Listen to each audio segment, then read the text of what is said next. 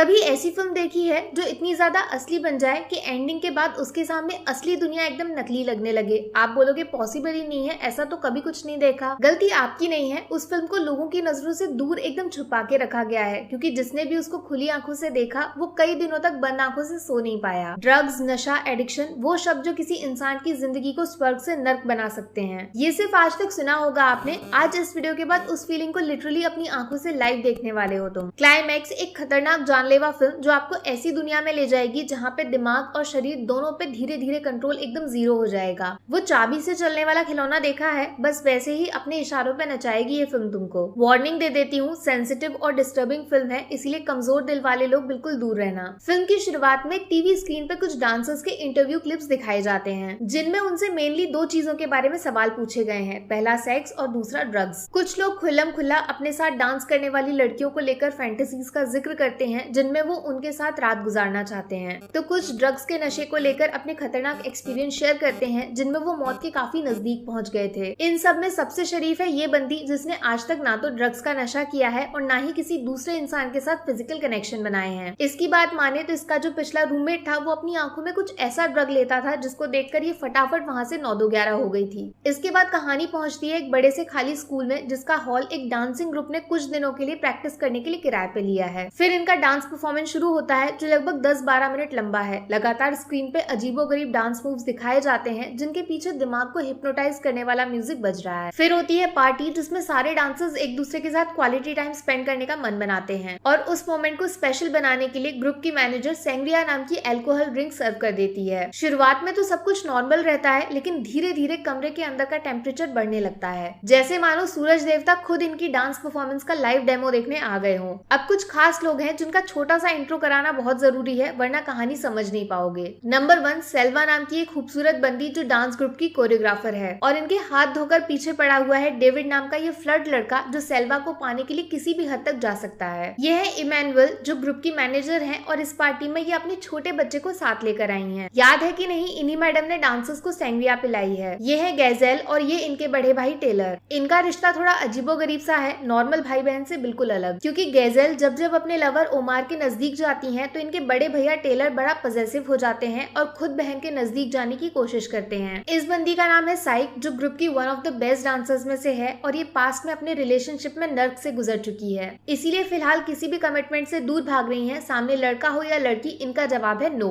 चलो अब कहानी आगे बढ़ाते हैं। वो पार्टी जो कुछ टाइम पहले लोगों की हंसी खुशी की आवाजों से भरी पड़ी थी, वो धीरे धीरे एक बुरे सपने में बदलने लगती है। शुरुआत होती है साइक के साथ, जो अपनी बॉडी पे पूरा कंट्रोल खो देती है और डांस स्टेज पे लोगों के बीच में ही टॉयलेट कर देती है, लेकिन बंदी को 1% भी फर्क नहीं पड़ता, जैसे मानो उसको कुछ महसूस ही नहीं हुआ हो। दूसरे नंबर पे गैजेल और उसके भाई टेलर के बीच में ऑल इज नॉट वेल वाली सिचुएशन तैयार हो जाती है, जब भाई अपनी बहन को जबरदस्ती टच करने की कोशिश करने लगता है, जैसे मानो उसके अंदर का जानवर जाग गया हो। तीसरे नंबर पे डेविड सेल्वा का बुरे तरीके से पीछा करने लग जाता है। जुबान पे सिर्फ एक बात, वो सेल्वा को अपने बिस्तर पे ले जाना चाहता है। एक मोमेंट तो ऐसा भी आता है जब डेविड सेल्वा को फोर्सफुली किस करने की कोशिश करता है, लेकिन वो ऑलमोस्ट चेहरे को काटते हुए उसको वहां से भगा देती है। ये सब पागलपन बढ़ता हुआ देखकर डांसर्स को शक होने लगता है कि सैंग्रिया ड्रिंक जो मैनेजर ने उनको पिलाई थी उसमें कुछ ना कुछ गड़बड़ तो जरूर थी, लेकिन इमैनुअल इस बात से साफ इनकार कर देती है, क्योंकि उसने खुद भी वो ड्रिंक सबके सामने पी थी। इसके बाद वाले सीन में उसका छोटा बेटा भी उस ड्रिंक को पीने की कोशिश करता है, जिसको सेफ रखने के लिए इमैनुअल उसको स्कूल के इलेक्ट्रिसिटी रूम में लॉक कर देती है। पूरी पार्टी में सिर्फ एक लड़की है जिसने इस ड्रिंक को हाथ तक नहीं लगाया था, सेल्वा की बेस्ट फ्रेंड लू, जिससे वजह पूछने पर पता चलता है कि वो डांस ग्रुप में ही किसी मेंबर के साथ प्रेग्नेंट हो चुकी है, लेकिन लड़का है कौन वो कोई नहीं जानता। उसकी ये बात सुनकर ग्रुप की दूसरी मेंबर डॉम उसके पेट पर लात मार देती है, क्योंकि उसके हिसाब से लू एक नंबर की नौटंकीबाज है और हमेशा लोगों का ध्यान अपने ऊपर रखने के लिए झूठी मूठी बातें बनाती रहती है। जब लू थोड़ी देर में पेट पे लगी चोट से रिकवर करके हॉल में डोम से जवाब मांगने जाती है, तो वहाँ पूरा नजारा ही बदल जाता है। इंसान नहीं, अब पार्टी में राक्षस मौजूद हैं, जिनका सिर्फ चेहरा ह्यूमन जैसा है, लेकिन हरकत जानवर से भी गंदी और नीच। कुछ लोग बिल्कुल पागल होकर अपने होश गवा चुके हैं और पूरी बॉडी की ताकत से नाचने में लगे हुए हैं, तो कुछ लड़की हो या लड़का एक दूसरे को सेक्सुअली अब्यूज कर रहे हैं। जब लू उनके बीच पहुंचती है तो बाकी लोग भी डोम की हाँ में हाँ मिलाकर लू को गालियां देना शुरू कर देते हैं, तो कुछ मार पिटाई पे उतर आते हैं, जैसे मानो लू को मार ही डालेंगे। उनसे खुद को बचाने के लिए लू एक बड़ा सा चाकू हवा में लहराती है, लेकिन बाकी लोग उसको ऐसे पर्सनल ताने मारते हैं जिससे मेंटली डिस्टर्ब होकर वो खुद को चाकू से काटना शुरू कर देती है। इधर टेलर अपनी बहन के लवर ओमार के पीछे हाथ धोकर पड़ा हुआ है। वो किसी भी कीमत पे उन दोनों को साथ नहीं देखना चाहता, इसीलिए वो पार्टी में मौजूद बाकी लोगों को जाकर बोलता है कि ओमार ही वो इंसान है जिसने सैंग्रिया ड्रिंक में LSD नाम का ड्रग मिला दिया है।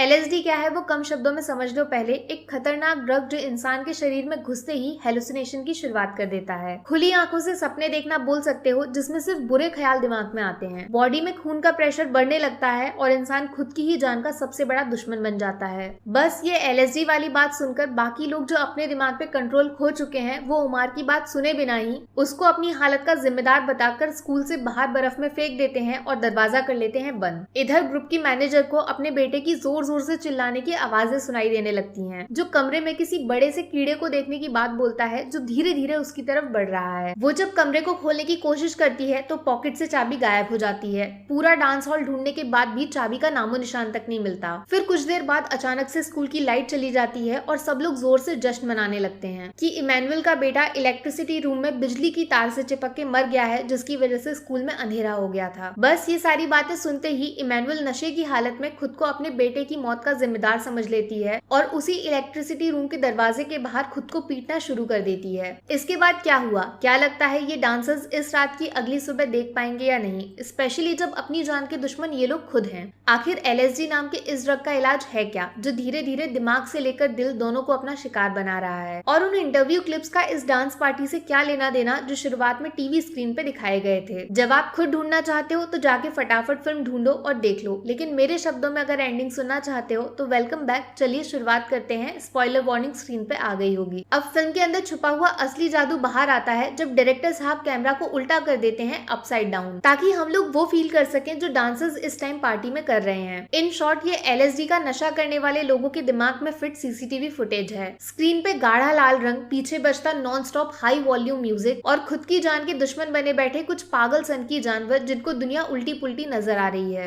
यकीन मानो ये खतरनाक नजारा किसी भी नॉर्मल इंसान के पेट में गुड़गुड़ कर सकता है। भैया मैंने तो अपनी जिंदगी में ऐसी सिनेमाटोग्राफी आज तक नहीं देखी। अब आगे होता ये है कि सेल्वा का दिमाग धीरे धीरे रियलिटी और फिक्शन के बीच का फर्क भूलने लगता है। कभी उसको जलते हुए लोग दिखाई देते हैं तो कभी खून से सनी हुई उसकी बेस्ट फ्रेंड, और दीवार पे लगा एक पोस्टर उसको रियल जंगल जैसा महसूस होने लगता है। ये सब कमाल है LSD का, जो इंसान को खुली आंखों से सपना दिखाता है। इधर गैजल को जबरदस्ती एक कमरे में ढकेलकर उसका भाई टेलर उसको सेक्सुअली अब्यूज करने लगता है, लेकिन तभी डेविड उनके कमरे में पहुंच जाता है। फिर होती है मारपीट, जिसके बाद गैजल धीरे धीरे बेहोश होने लगती है, जैसे मानो मौत उसको पुकार रही हो। और इस पार्टी के जो डीजे हैं डैडी नाम के, उनके साथ तो बड़ी ट्रेजेडी हुई है। बंदा हट्टा कट्टा नौजवान था जिसपे लड़कियां दिल लुटाती थी, लेकिन नशे की हालत में उनका दिमाग ऐसा पलटता है कि बंदा खुद को लड़की समझने लगता है और लड़कों के साथ फिजिकल होने की कोशिश करता है। अब सोचो ऐसा पागलपन जिसमें लोग दीवार में जंगल देख रहे हैं तो कहीं भाई अपनी खुद की बहन को ही सेक्सुअली अब्यूज कर रहा है, तो तीसरा इंसान तो अपना जेंडर ही भूल गया, लड़का है या लड़की। इस सब के बीच में साइक, जिसने अपने कपड़ों में टॉयलेट कर लिया था, वो नॉन स्टॉप नाचने में लगी हुई है, जैसे मानो बाकी दुनिया से उसको कुछ लेना देना ही नहीं है। लेकिन हकीकत में उसके जश्न का असली रीजन फिल्म के क्लाइमेक्स में बाहर आता है। एंडिंग में होता कुछ यूं है कि रात भर स्कूल में मौत का खेल खेला जाता है, जिसमें टाइम और पागलपन के बीच में रेस चालू हो जाती है। वो सब कुछ जो एक नॉर्मल इंसान करने के बारे में दूर दूर तक अपने सपनों में भी नहीं सोच सकता, वैसी घिनौनी हरकतें एक चुटकुला बनके रह जाती हैं। फिर अगली सुबह जब स्कूल में पुलिस की एंट्री होती है तो धीरे धीरे एक एक करके सारे कारनामों से पर्दा हटना शुरू होता है। नंबर 1 ओमार, जिसको बाकी लोगों ने ड्रिंक में LSD मिलाने का इल्जाम लगाकर स्कूल से बाहर फेंक दिया था, उसकी बर्फ में जमी हुई लाश मिलती है। बंदा मरने से पहले बहुत तड़पा होगा, इस बात की गारंटी है गुरु। नंबर 2 लू, जो पेट में एक बच्चे को लेकर घूम रही थी, जो शायद अब नहीं रहा। वो स्कूल से काफी दूर बर्फ के बीच में फंसी हुई है और जोर जोर से मुस्कुरा रही है। जोकर वाली फीलिंग आती है, शरीर जिंदा है, आत्मा मर चुकी है। नंबर 3 सेल्वा, जो डेविड को खुद से दूर कर रही थी और पार्टी में किसी भी लड़के के साथ फिजिकल नहीं होना चाहती थी। वो एक दूसरी लड़की के साथ बिस्तर पे पाई जाती है। यहाँ तो बंदी ने गेम के रूल्स ही बदल दिए। नंबर 4 इमैनुअल, मतलब इस डांस ग्रुप की मैनेजर, वो बंदी जिसको लगा था कि उसका बेटा इलेक्ट्रिक शॉक से मर गया है। उसकी उसी इलेक्ट्रिक रूम के बाहर लाश मिलती है। बंदी ने खुद को ही मार डाला, लेकिन किस्मत का खेल तो देखो, रूम के अंदर उसका बेटा मरा नहीं, बिल्कुल ठीक है। दरअसल इस बच्चे ने भी सैंग्रिया के 2-3 घूंट पी लिए थे, जिससे उसको एक बड़ा सा कॉकरोच हेलुसिनेशन में दिखाई दे रहा था, जिसके डर से वो बेहोश हो गया था। बस